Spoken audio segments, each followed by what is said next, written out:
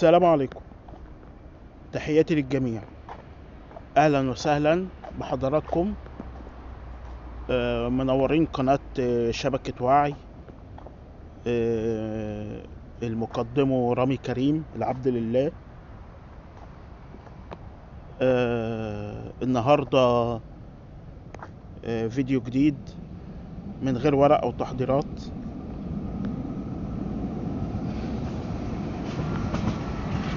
يعني الفيديوهات اللي بتبقى من غير ورق او تحضيرات هتلاقوا المدد بتاعتها يعني ايه بالكتير 5 دقايق 10 دقايق تلت ساعة. انما بقى الفيديوهات بقى الطويلة اللي بتبقى ساعة وساعتين وثلاثة دي لازم ورق وتحضيرات. فالفيديوهات اللي هي القصيرة، مش القصيرة اللي هو دقيقة او 3 دقايق، يعني القصيرة اللي هو يعتبر ما تتعداش النص ساعة قوي، فتبقى من غير ورق او تحضيرات. يعني اللي هو لما بلاقي نفسي فاضي بطلع كده ايه اتكلم. وهو بالمرة دي ميزة، اللي هو مثلا لو انا ايه اتجهت بقى للورق والتحضيرات اللي في الكتابة، يعني هي الفيديوهات اللي انا بنزلها دي تبقى مرجع للكلام اللي انا عايز اقوله. يعني بعد الفيديو ما بيخلص الترجمة العربي بتبقى شغالة تحت اوتوماتيك. اعمل مثلا سيرش على جوجل او بتاع في الكلام اللي انا بطرحه، يجيب لي الحقائق والمصادر والأدلة، وبكتب شوية من عندي، بجود شوية من عندي على شوية من الموقع، وهكذا.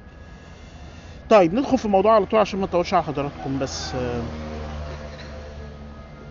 في الجزئين اللي انا عملتهم بتاع الرسالة هامة لكل من يسيء لمصر، اتكلمت فيهم بصراحة.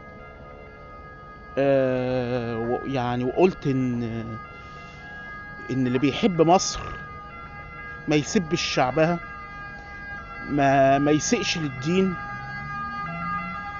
ما يسبش ال 2 مليار مسلم والصحابة، او ينطق اسمائهم بالمياعة اللي هو سبوا في فاطمة وخديجة وعيشة وحسنات وهات. والله انا بسمع ناس بتقول كده، ضمنهم صبري شهوان وقلت لكم عليه قبل كده.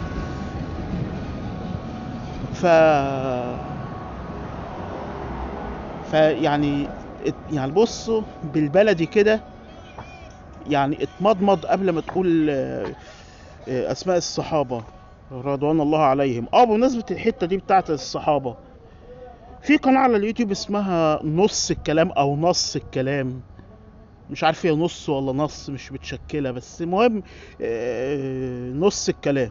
ما انا ماشيها نص الكلام لاني اتعودت اقولها نص، اللي هي الضم على النون. مقدم القناة ديت طالع كده بشكل متكهرب، اللي هو ايه قلت له يحيى السيسي بالطريقه دي كده، اللي هو ايه متكهرب كده، او اكنه مستعجل وبيجري، اللي هو ايوه انا جاي ولا استنى انا جاي اهو.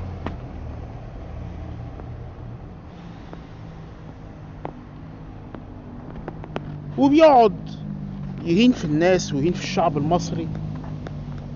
واخر فيديو ليه طعن وغلط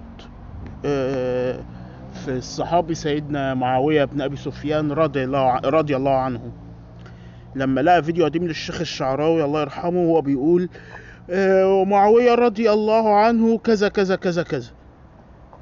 فنص الكلام ده بيقول لي انت زي يا الشيخ الشعراوي تقول على معاوية رضي الله عنه ده ابن كذا وكذا. يعني مرة محمد ناصر زمان يقول انا عندي مشكلة مع اللي اسمه معاوية ده، والواد محمد علي اللي هو الفنان المقاول ده اللي بيطلع على اليوتيوب طالع يغلط في الصحابة، من ضمنهم عمرو بن العاص، ويقول عليه هقول الكلمة اضطر الكلمة عشان تبقوا فاهميني، بس قال عليه اقذر احتلال لمصر. يعني شتم عمرو بن العاص وشتم يعني يعتبر طعن في الاسلام، لان عمرو بن العاص هو قائد الفتح الاسلامي لمصر.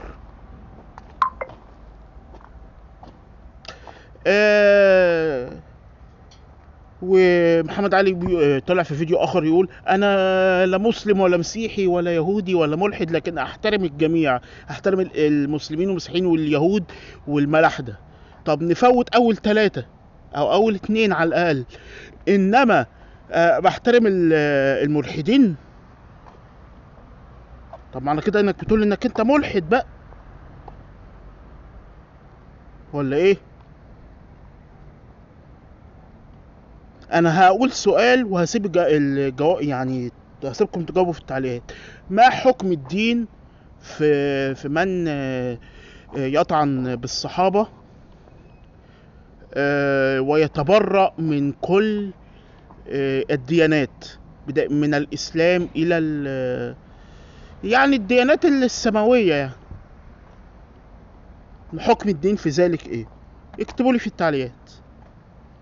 بس عشان ما اطولش الفيديو اكتر من كده، يعني طلع اقول كلام مختصر كده عن مجموعة احداث يعني. تاني حاجة رحل عن عالمنا 2 فنانين كبار عظام. اولهم المطرب الفنان الراحل هاني شاكر، والتاني الفنان الراحل عبد الرحمن ابو زهرة. المعلم ابراهيم سردينة اشهر شخصية درامية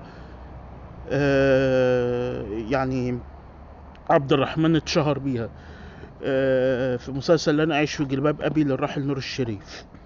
هو مثل فيه يجي كام حلقة كده، اي تالي 15 حلقة ولا بتاع، وبعد كده مات في المسلسل يعني، والاحداث كملت عادي. بس ال 15 حلقة اللي ظهر فيهم دول، لا يعني عظمة، هي العظمة لله وحده، بس انا قصدي عظمة هنا اللي هو يعني ايه، الشخصية قوية. يعني كان شخصية طيبة مش شريرة، ساعد عبد الغفور البرعي، ويعني خلاه دراعه اليمين. ولما عبد الغفور اتصاب، لما الحجر اللي في الوكالة وقع عليه، راح له المستشفى وزاره واطمن عليه، وكان قلقان عليه، وحاسب الجاني الحقيقي اللي عمل العملة دي في عبد الغفور، اللي هو كان خليل مرسي، الله يرحمه برضه. لا فشخصية لا محبوبة جدا، الله يرحمه عبد الرحمن ابو زهرة. طيب هتقولي تقصد ايه يا استاذ رامي في بتقول انك هترد على الموضوعين دول؟ هقول لك هرد على اللي بيهاجموا الفنانين عموما، خصوصا بعد موتاهم.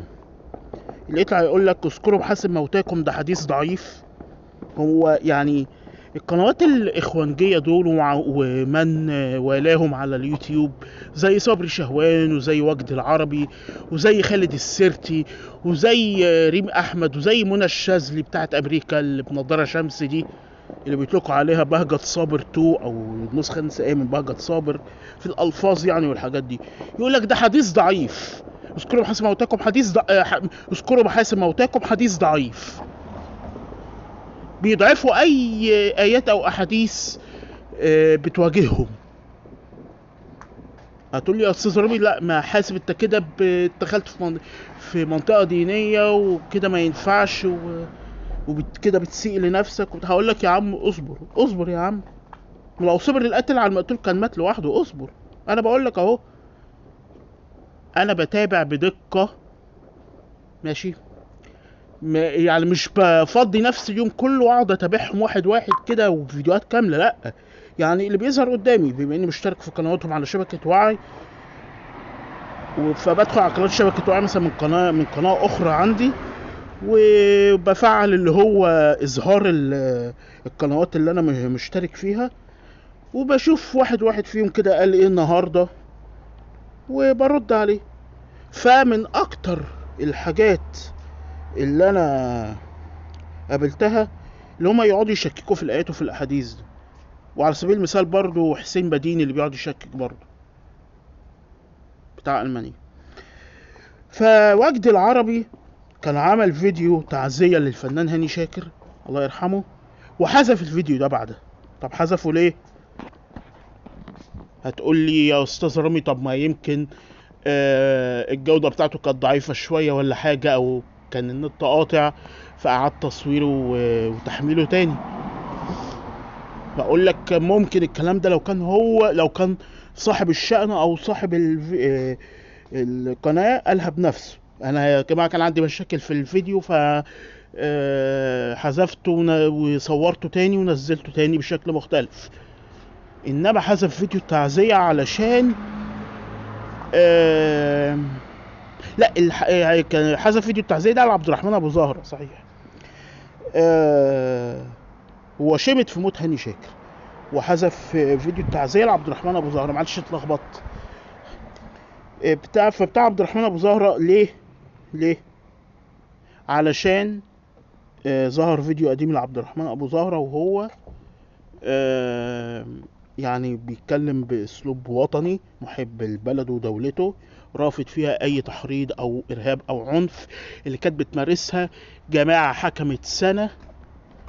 وزي ما انا قلت قبل كده، الجماعة دي حكمت مصر 100 سنة، مش السنة بتاعة 2012 و 13 فقط، لا حكمت 100 سنة منذ نشأتهم، لما كانوا بيحاولوا يسيطروا على مفاصل الدولة، وبيتأثروا بكتابات الله يسامحه بقى سيد قطب، ان مصر ان مساجدنا مساجد جاهلية، ونكر صلاة الجمعة، واجازوا قتل الحكام والجيوش والشعوب. قال ايه؟ علشان بيحكموا بما لا انزل الله، بما لا انزل، يعني اللي هو المشركين او الكفار، يعني يبقى احنا كده مشركين وكفار وقتلنا حلال.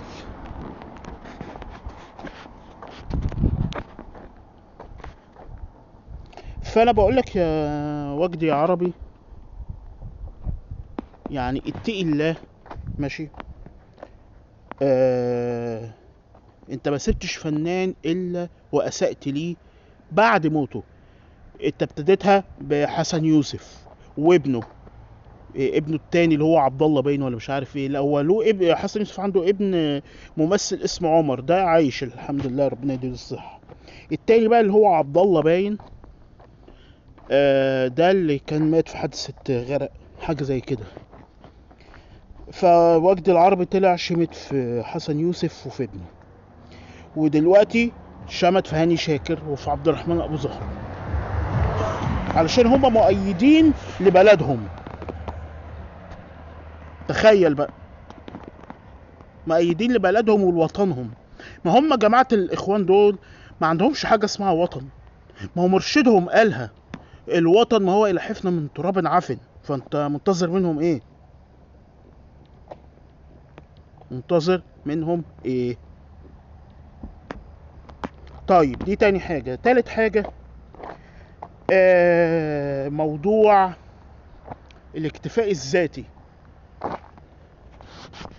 كالعادة طبعا إعلام الإخوان بيضخم أي جملة أو أي تصريح ابتدوها بالفيديو المقصوص بتاع نحكمكم اللي قالها الرئيس السيسي، ماشي؟ وبيقول لك ايه، بصوا اهو السيسي قال احنا ما عندناش اكتفاء ذاتي اصلا، وكل اللي بنعمله ده كده. طالع خالد السرتي برضو يشتم ويهلل، وواحد اسمه عبد الرحمن مطر طالع برضو على اليوتيوب بالطريقه بتاعته مؤاخذه في الكلمه النسائيه دي، اللي هو عبد الفتاح يا سيسي بص بيقول له ما عندكش اكتفاء ذاتي. يقعد كده يهزق في الكلام. طب حاسب على نفسك يعني. على رأي محمد صبحي بالراحه على راسك تقع يعني. يقعد يحزق عبد الرحمن مطر دوت، ويختلق قصه وسيناريو وحوار اكنه قاعد مع الناس وسامع هم بيقولوا ايه، وبينقل كلامهم. ما علينا من الجزئيه دي.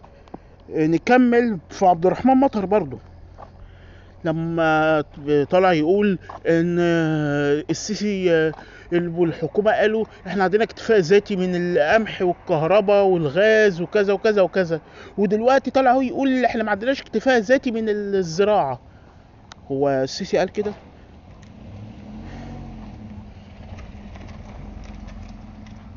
يعني احنا بنزرع ما يكفي احتياجاتنا.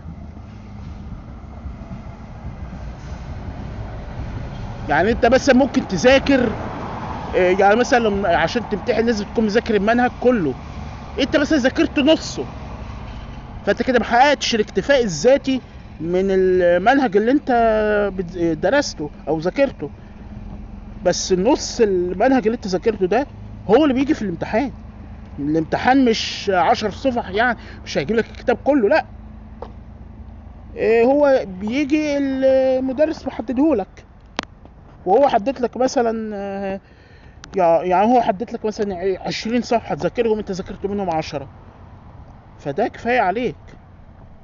يعني يعني على حسب بقى حرية الطالب اللي عايز يذاكر، ماشي، وبيذاكر الحاجات المهمة. يعني ده نفس الموضوع في موضوع الاكتفاء الذاتي. دي وجهة نظري، قد تكون صحيحة قد تكون خاطئة. يعني انا بقول المواضيع بالشكل كده ايه فلسفي جميل كده. هتقول لي يا رامي انت كل شويه تقعد تقول انا اقصد اقول كذا، انا بقولها بشكل كذا، انت عندك الانا عاليه وبتعظم في نفسك كده ليه وبتاع. اقول لك لا، انا بفهم مقصدي من كلامي ايه علشان ما تفهمش غلط، عشان ما تفهمش غلط. طيب، النقطة الرابعة نقطة فيلم أسد لمحمد رمضان. محمد رمضان سواء اختلفت أو اتفقت معاه، لكن ما تقدرش تنكر موهبته في التمثيل.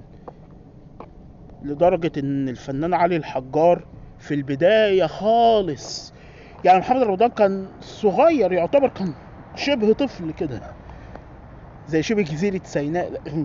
ده افيه كده على السريع. المهم، كان محمد رمضان صغير لسه، طلع على المسرح مع سعيد صالح، وكان علي الحجار في نفس المسرحية اللي هي بتاع حاجة يعني اسمها علي الطلاق، حاجة كده. فكان علي الحجار المفروض يأدي المشهد. محمد رمضان عمل مشهدين كل الجو بيهم من علي الحجار. فعلي الحجار حلف وقال انا اقسم بالله ما انا طلع على المسرح الا لما محمد رمضان يمشي، اخد عيلتي او وعيالي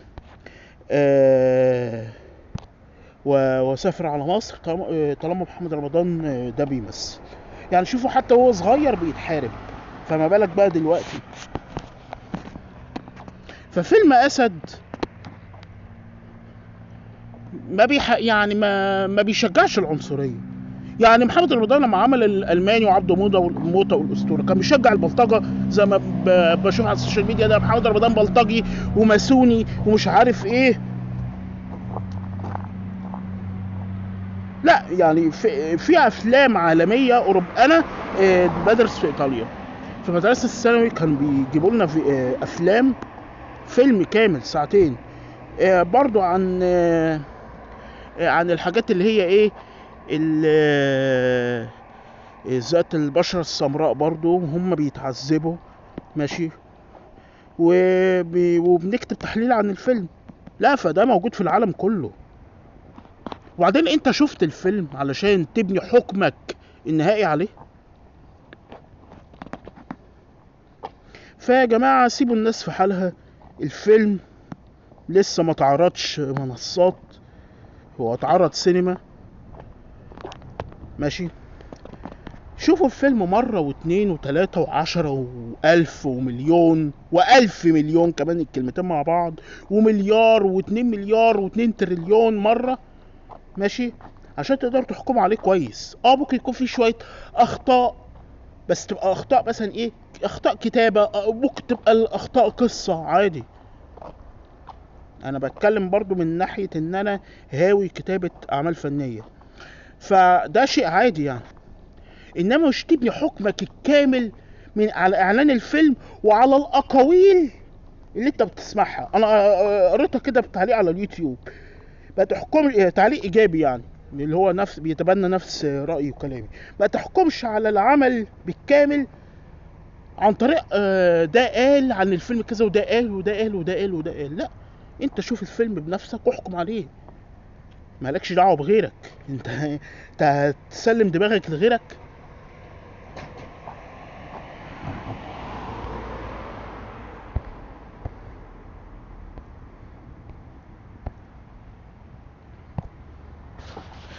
ف موضوع العنصريه والافروستريك ده، مش عارف انطق الكلمه اللي هي بتاع افروستريك، ده مش موجود خالص في الفيلم. انا ما شفتش الفيلم، بس يعني يكفي ان اصحاب الشأن نفسهم، ان هم ابطال وصناع الفيلم، طلعوا وضحوا الامر. انت عايز إيه اكتر من كده؟ انت عايز تفرض كلامك على الناس وخلاص؟ طب ما اللي اشتغلوا في الفيلم هم موجودين وطلعوا وضحوا. لا انت برضو دماغك راكبه شمال، معرفش ليه. انت ما خلاص بقى، انت حر بقى، يعني ما تفرضش رايك السلبي على غيرك.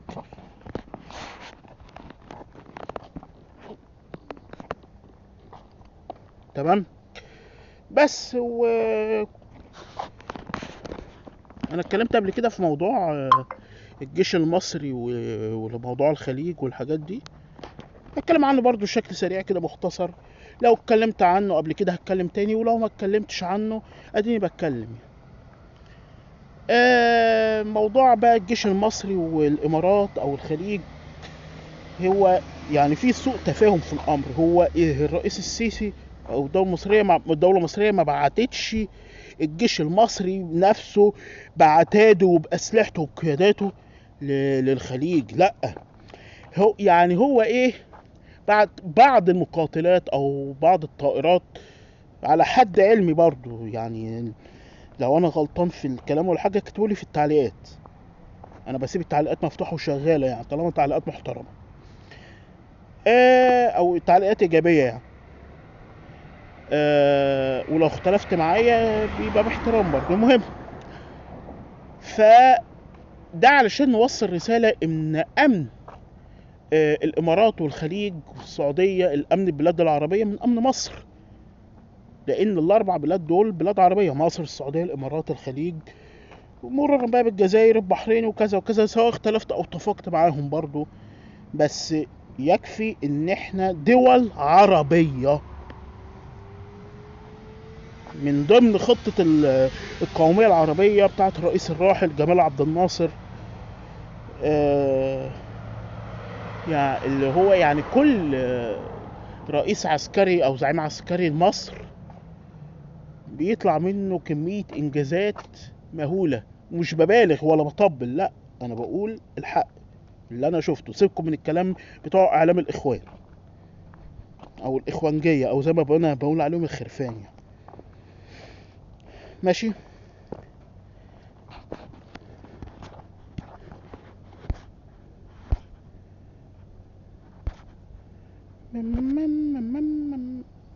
اه, اللي اسمه عمرو عبد الهادي اللي على تويتر دوت، اللي بيطلع كل شويه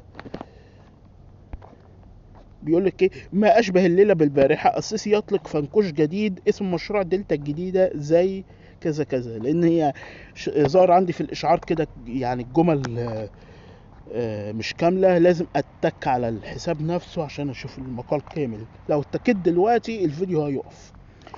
بس اكيد بيقول زي العاصمه الاداريه وزي مش عارف ايه، لا بيقول فنكوش. يا لهوي، فنكوش! انتوا كل حاجه بالنسبه لكم فنكوش. بالنسبة منصة اكس او تويتر، صحيح هختم كده بيها الفيديو. في حسابات على منصة اكس اسمها محمد كمال الاصيل، وحساب اسمه وليد ابو الغيط، ما ورهمش حاجة على اكس او في حياتهم غير اللاجئين اللاجئين اللاجئين اللاجئين اللاجئين اللاجئين، ترحيل اللاجئين واجب وطني، مش عارف ايه اللاجئين، كذا كذا اللاجئين، فيلم محمد رمضان اللاجئين،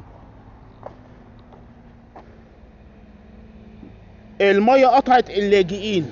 انا بقول في العموم، يعني لو المية قطعت في العموم. ايه ده؟ الساعة دلوقتي 1:30 مثالا، يعني الساعة دلوقتي 1:30 الصبح، ترحيل اللاجئين واجب وطني. يا ابني الساعة 1:30 الصبح اللي دخل عيشة في ام الخير؟ إيه؟ لا، هو ترحيل اللاجئين واجب وطني. ومفروض ان وليد ابو الغيط ده نفسه المفروض ان هو مؤيد لعبد الفتاح السيسي. ما انا اكتشفت بقى ان، او استشفيت يعني بعض الحسابات المؤيدة لعبد الفتاح السيسي ظاهريا قدامنا انها مؤيدة ليه، باطنيا بقى او جوه يعني اللي هو مش عايز اتسرع في الحكم، بس هقول ايه. يعني هم عاملين بيحبوا السيسي وهم بيكرهوه او بيشوهوه. تلاقي حساب مؤيد للسيسي وطلع يعني يغلط في السيسي او يهينه او يشوهه علشان يعني موضوع اللاجئين بالذات، مع ان في قنوات على اليوتيوب وحسابات على منصة اكس بتنتقد بأدب واحترام من غير ما تشوه في اي حد في الدولة. لكن هقول ايه بقى، اللي اسمه كمال الاصيل دوت ووليد ابو الغيط، وحساب اكس تاني اسمه محمد جابر ومش عارف كذا وكذا، طالعين يشوهوا في يعني في قيادات الدولة المصرية، رئيس وحكومة باستثناء الجيش الصراحة اللي هقول الحق فيها. انما الرئيس والحكومة بيقعدوا يشوهوا فيهم، زي قناة حكايات اليوتيوب اللي هي الست اللي بتطلع طول فيديوهاتها او طول محتوى قناتها شتايم في واحدة اسمها ام جيني طالعة بتدافع باستماتة عن اللي اسمه ضياء العوضي، الله يرحمه بقى، ونظام الطيبات ومش عارف ايه، وطلع تشتم في الاعلاميين المصريين علشان بيردوا على كلام ضياء العوضي. طلع تشتم في احمد موسى، وطلع تشتم في نشأة الدين، وطلع تشتم في عمرو اديب، وطلع تشتم في اي حد مش عاجبه كلامها، قصدي عن اي حد مش عاجبها كلامهم، معلش اتلخبطت.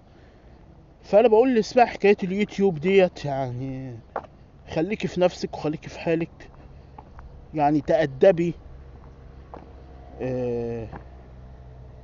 يعني لسانك ده يتأدب وما يتفوهش بأي كلمة غلط أو سوء مهما اختلفتي مع الإعلاميين المصريين.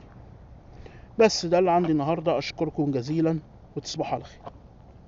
تحيا مصر دائما وأبدا، يحيى الرئيس عبد الفتاح السيسي، وأشوفكم على خير. جود باي.